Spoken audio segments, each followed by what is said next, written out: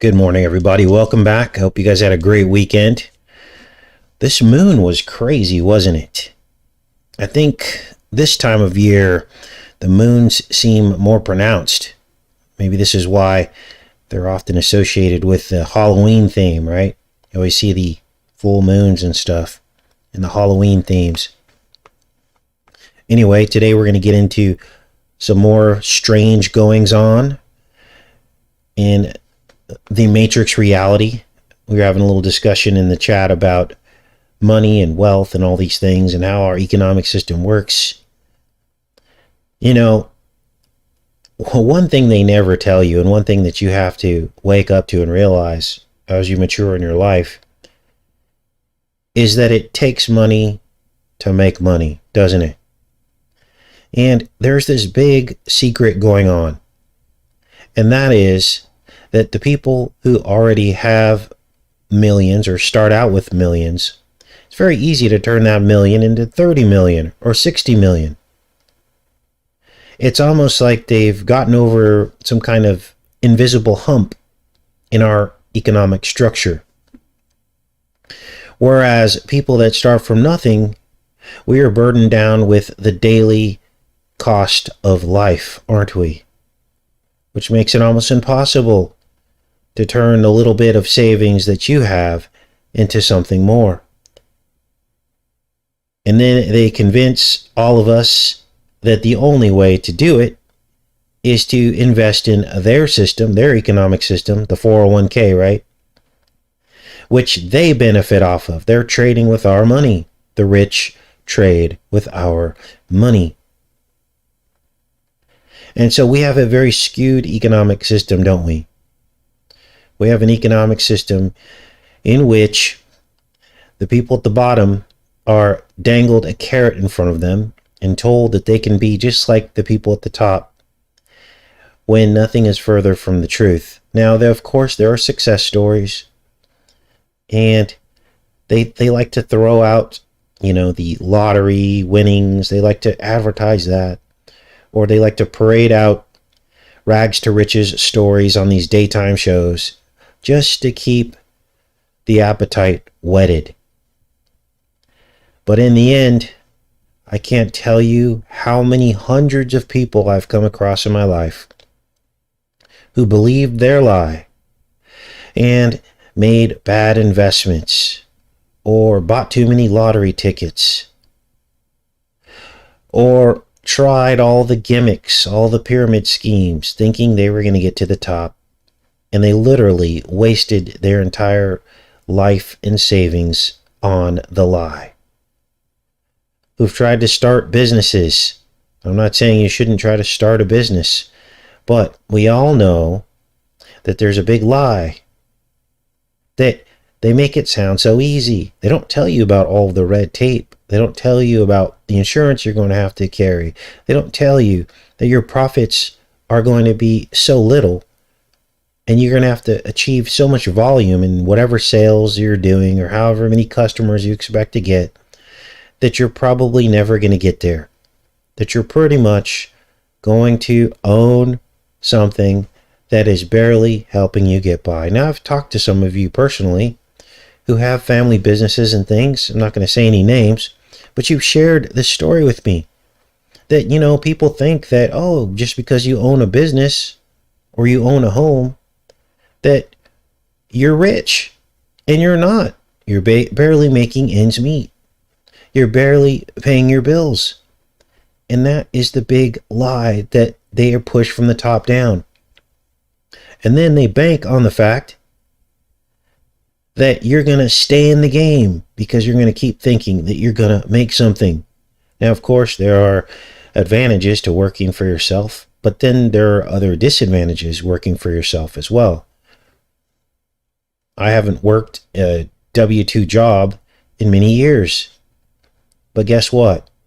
As a self-employed person, right off the top, they double your tax withholdings for what they call the payroll tax. So if you go to work for an employer, they only take 7.5% of your paycheck for your payroll tax, which is like, I don't know what they call it, But when you work for yourself, guess what? You pay double that because you pay your portion as your employer and the employee.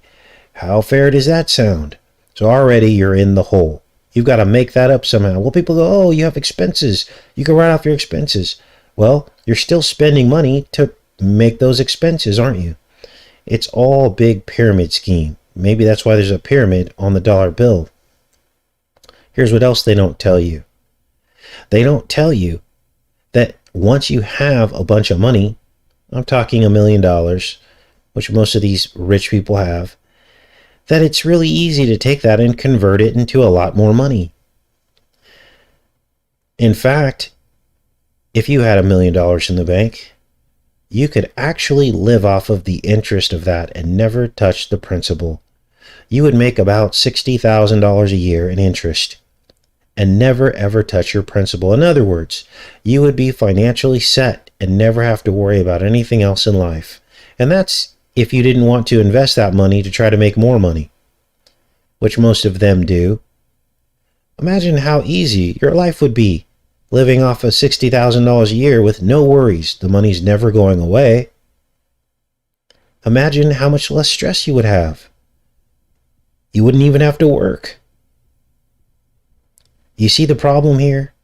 Compare that to the people at the bottom trying to scratch out an existence at a minimum wage job or even double minimum wage. You're still scratching out an existence. You're slaving away every single day until your health gives out or you pull a muscle or hurt your back and so on and so on and so forth. But they need the workers. They need people at the bottom to make the economy go round so that they can be rich. And that's the big white elephant in the room. That is the big white elephant in the room about the economic society that we live in, is that they spend a lot of time trying to convince you that you can be like them, don't they?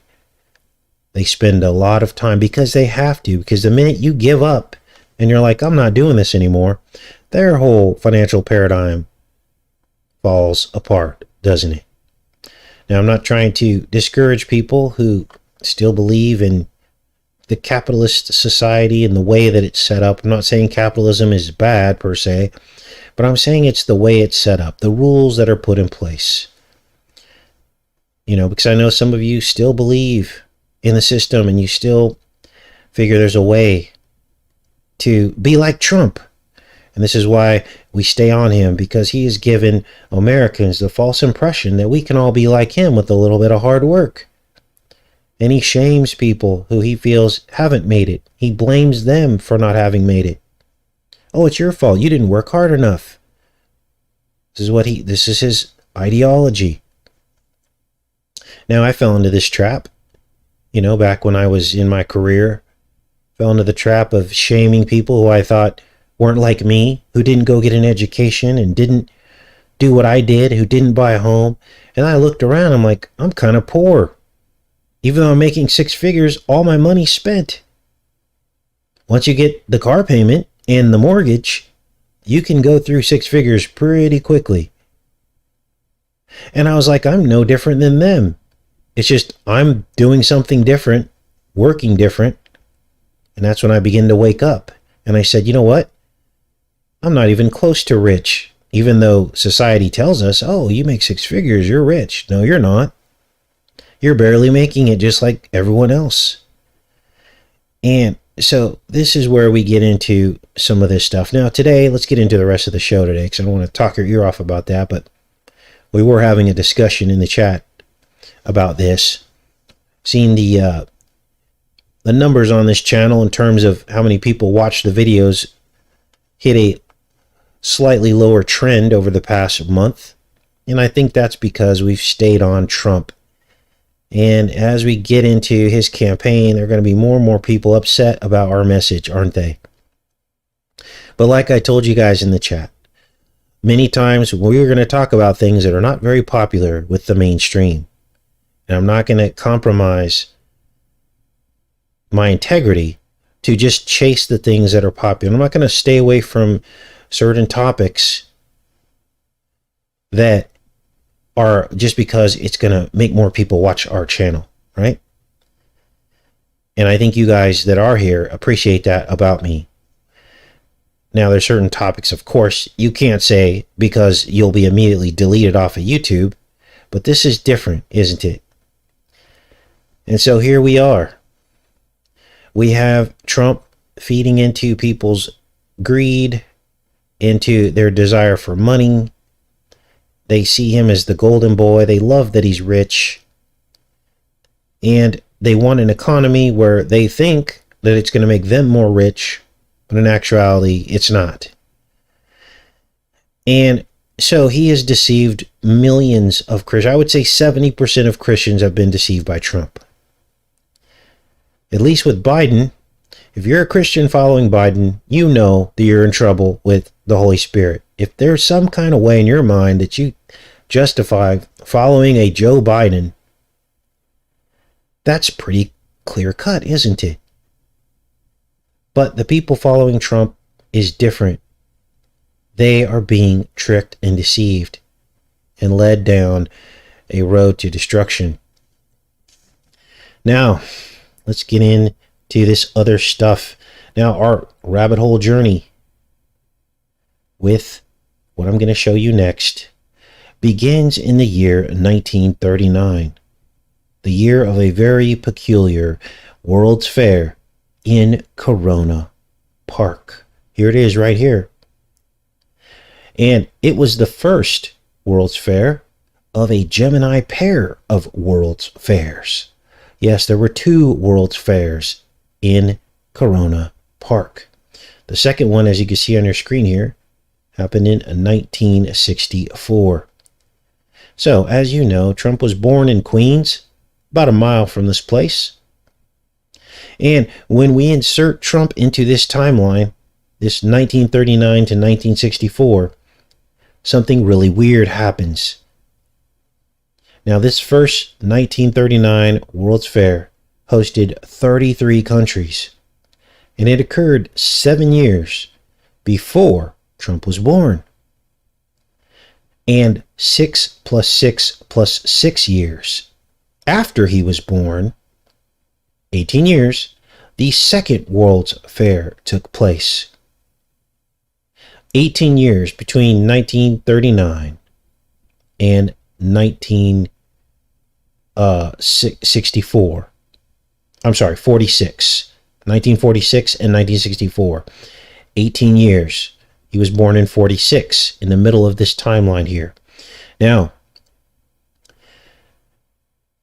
so 1946, his birth year, and 1964, the second World's Fair, form a Gemini mirror pair, don't they? 46-64. But there's a little bit more to these and all of this than just numerical synchronicities. We all know about the globe in front of Trump's International Hotel at Columbus Circle. And he, in his own words, said that that was inspired by the globe that appears at the World's Fairs, 1939 and 1964. Those globes were called the Perisphere and Unisphere. The Perisphere and Unisphere. Now, for those that don't know, and I'm giving you just a little bit of historical background before we get into what a subscriber sent in to me that just blew me away. The site of Corona Park, Flushing Meadows, World's Fairs, was a swamp. And in fact, you could almost surmise that this location was a sewage swamp, hence the name Flushing Meadows. And that brings up all the other connections to toilet paper stuck to the bottom of Trump's shoe, his obsession with flushing toilets, and everything else. His investments and ties to the Koch brothers, who make toilet paper, who made a bunch of money shorting the toilet paper market, pumping up the prices of toilet paper during the pandemic. Now, the first of these World Fairs, 1939, was the birthplace of the premonition that polio would become a worldwide pandemic. And sure enough, after some of these what were they called? The places in the fair where they have exhibits. Shortly after the exhibit in which they showed children with polio, 10 years later, there was actually worldwide polio epidemics.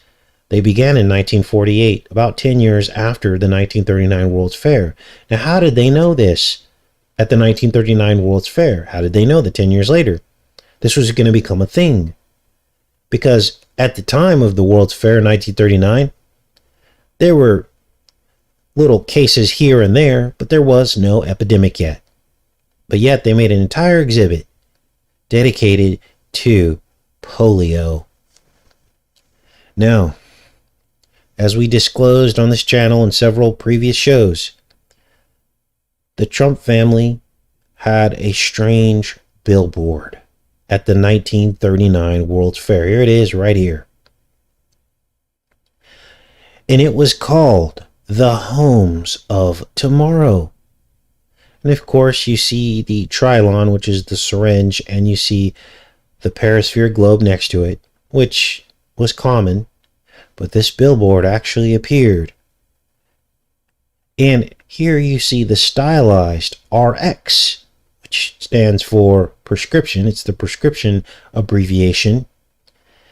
And you'll notice that this Homes of Tomorrow billboard looks a lot like the Homes of Tomorrow billboard in Back to the Future. Here it is right here. Lion Estates. Now, why would the people in Back to the Future make a billboard in the movie that looks just like the Trump family billboard in 1939, before Trump was even born? It suggests that this transcends Trump's life into his bloodline, doesn't it? Now, I could not believe this when we made this discovery. A couple years ago, we actually discovered, I didn't discover it. One of you noticed that the billboards looked the same. Live in the home of tomorrow. Groundbreaking this winter. And we compared that to the Trump billboard, the home of tomorrow. 6,000 people live in Trump homes. Now, what is going on here? What did they know back then?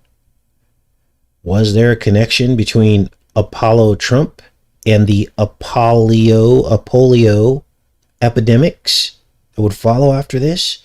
Well, it's kind of hard to say, isn't it? We know that Apollo brings disease, and Apollo offers the cure, which is what Trump did. Now, we have covered at length the strange happenings going on in Corona Park, haven't we? A lot of weird stuff going on there for many, many decades. The Wiz, the film The Wiz, was filmed there. And remember, a portal opened that Dorothy fell down through. The Wiz, which was a knockoff of The Wizard of Oz. Remember, Dorothy came down through a spiral portal, through a tornado, into the land of Oz, didn't she? And in The Wiz, Diana Ross falls through a Q-shaped portal right down through this crown. And it's actually an inverted crown. Let's take a closer look at this. This is the New York Pavilion. And it is an inverted Corona crown in Corona Park.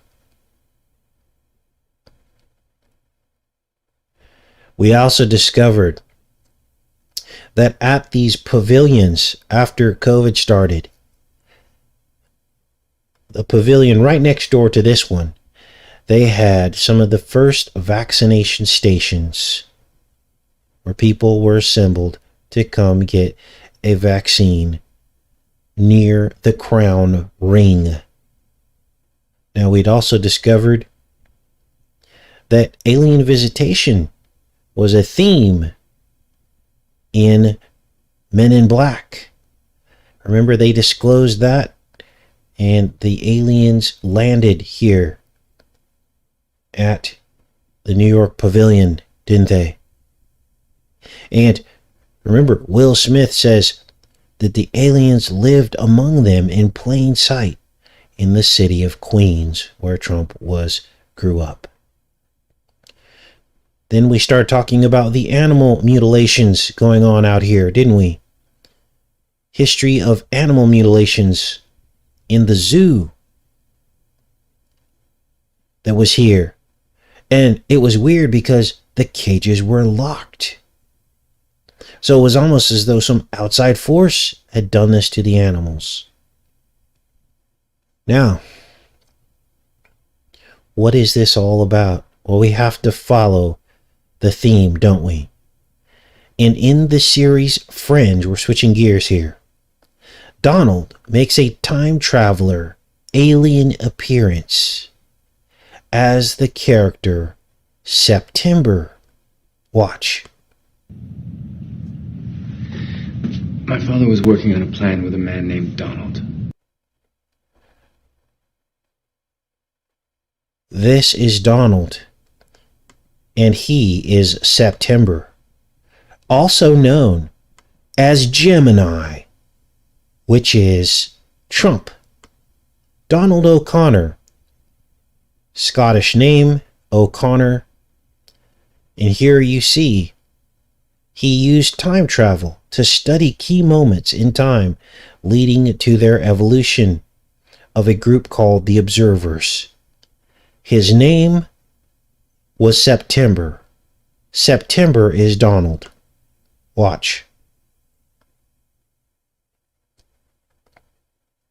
You were a very important part of that plan. Do you remember that? You do, and you know me. I know who Donald is. We should just go into his mind like we did with September. September was in a coma, so we put him in one too. We're not putting him in a coma. Donald is September. Donald is September.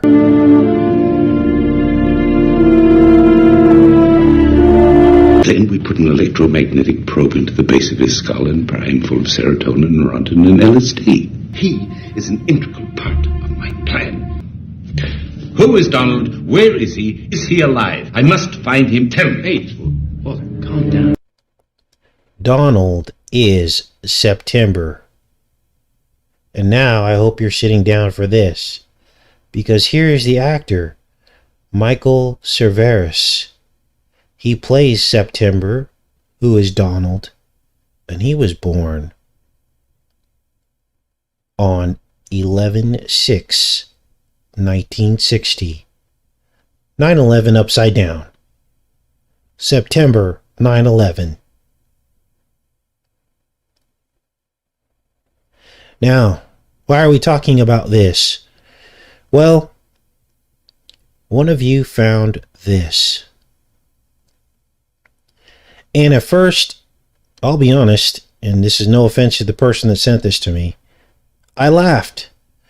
You guys, I get probably 200 bits of information from all of you through email, through the comment section, that I have to filter through to see what's going to appear on the next shows. And I almost dismissed this, and I'm glad that I took a closer look at it. This man appeared at the 1939 World's Fair to buy a ticket, dressed as the devil himself. But that's not the most compelling part of this. The most compelling part of this is what you're going to see next. 1939 World's Fair held at Flushing Meadows, Corona Park in Queens. Queens, New York. Trump, the King of Queens. And this man appears wearing a Satan costume, entering the World's Fair. This was 6 years before Trump was born. It's actually closer to 7. 39, he was born in 46. But if you do the exact math of when it opened, it's actually 6 years. So we have 6, and then remember we had the 6, 6, and 6s. Well, handwritten on the back of this picture was the following: Ackerman Donald as Satan. So here it is right here. A little bit hard to see there, but that's what it says on the back of the picture.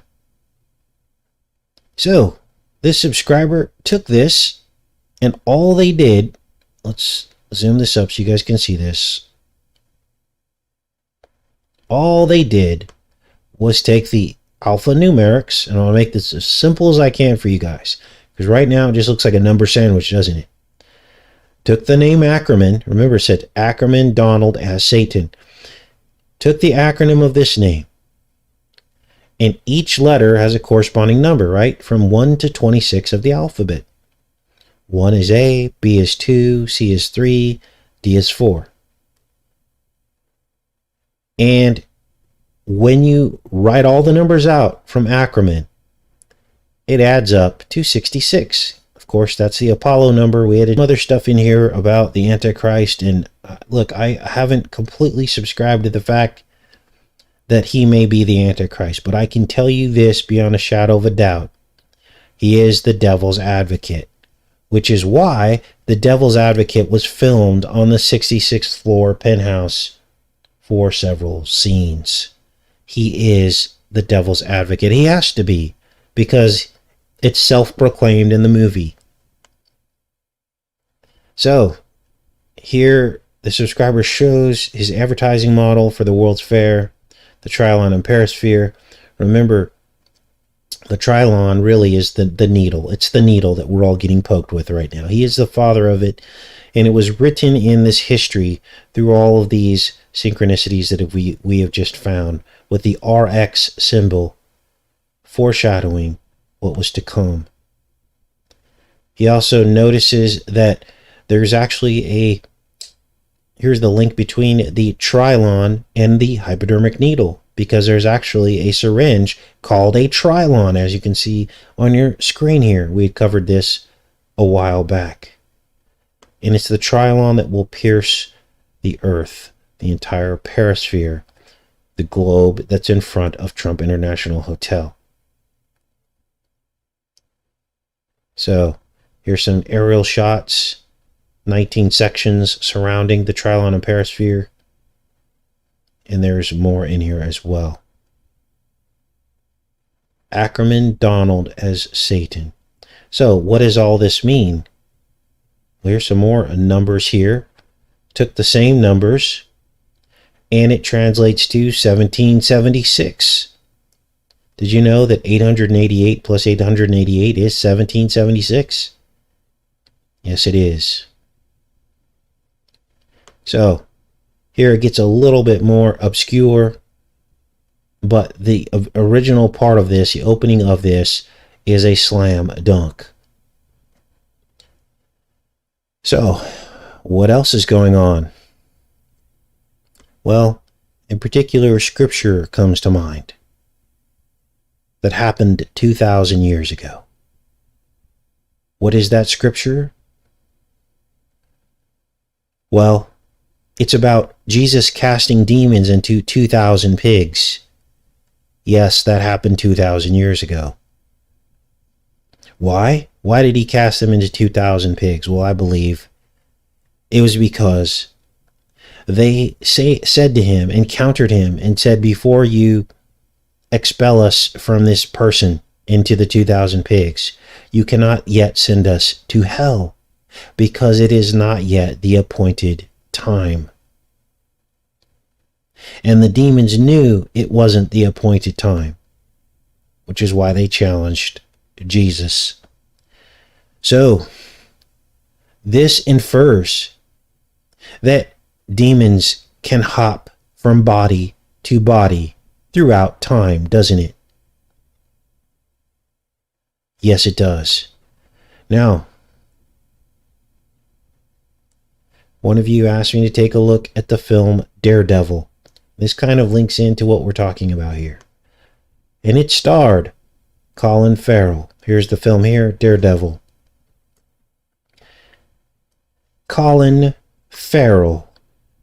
We know that the ferrule is the tip of a needle. Many of you remind me of this scene from the film where Colin Farrell sends a hypodermic needle into a fly. Watch this. Because evil always survives. The battle of good versus evil is never ending.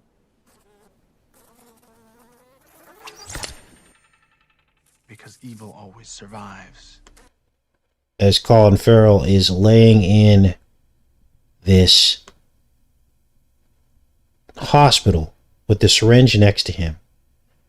Look at that. That's even an old syringe. It looks like the Trilon syringe, doesn't it? But what about the good? Covered in bandages. Wicked. Talking about good and evil. See if we can get a different shot of this syringe here. Now, flies represent evil spirits, don't they? Wicked. But what about the good? The battle of good versus evil is never ending. See if we could see what's on this syringe. See, they don't show us, but that looks definitely like a Trilon. So this part right here of the syringe is called a ferrule. Colin Farrell. Unbelievable. All right, let's go back into the chat here. Sorry for those technical difficulties. That was crazy. We just got like wiped off there. Now, tomorrow will be a very special show because we're going to compare prominent people in our reality to the Batman comic universe characters. Now, I was blown away when I saw this one. I just started thinking about it. I was like, you know what? Each of these political puppets is channeling something, aren't they? They're following some kind of script. And sure enough, the script that they're following are many of these comic book characters. From Melania, the Catwoman, to Ivana and Ivanka, Batwoman, to Trump, who is Batman, and also the Joker, because the Joker says he cannot exist without Batman to counter him. Batman completes him. And there's so much more. We found Schwab. We found Fauci, who is probably the Penguin. And many, many more. So we'll cover those tomorrow. Hopefully you guys will be with me tomorrow. We can take a look at that. Let's go into the chat here. See if I missed anything. Wow. This is a spiritual battle, isn't it? Shannon says the flies represent Beelzebub. Absolutely. Did I ever see the Lego movie? No, that's one I've been trying to get myself to watch, but I just haven't been able to do it. I also had to drop Lord of the Rings prequel. It just was so lame. I mean, we did a couple decodes on it, but the last couple episodes were just like nails on a chalkboard. All right. Colin scrambled as Lincoln. Now, yeah, we had covered Lincoln's name and broke it down. Lin, it means body of water. And colony is the last part of his name, which means to colonize. So in essence, Lincoln's name means a dirty swamp full of disease. Colonized body of water. Colonized lake. A swamp. Lincoln is the swamp. So Craig says, booty gig is Robin, says Craig. It's pretty funny.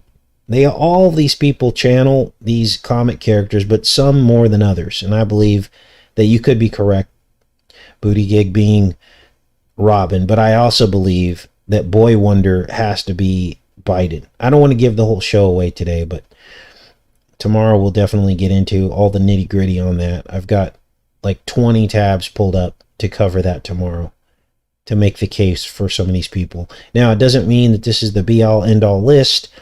Obviously, these people cross over into different characters, but in the end, they are channeling these characters. We're going to talk about what that means. What does it mean that there are these comic characters? Who are these comic characters? What are the roots of these characters? Where did they come from? Their origins. So, all right. Okay, you guys. Well, I'm going to pop off of here. Hope you guys enjoy the rest of your day. Thanks for showing up. We'll be back on here tomorrow. Take care and be safe, everybody.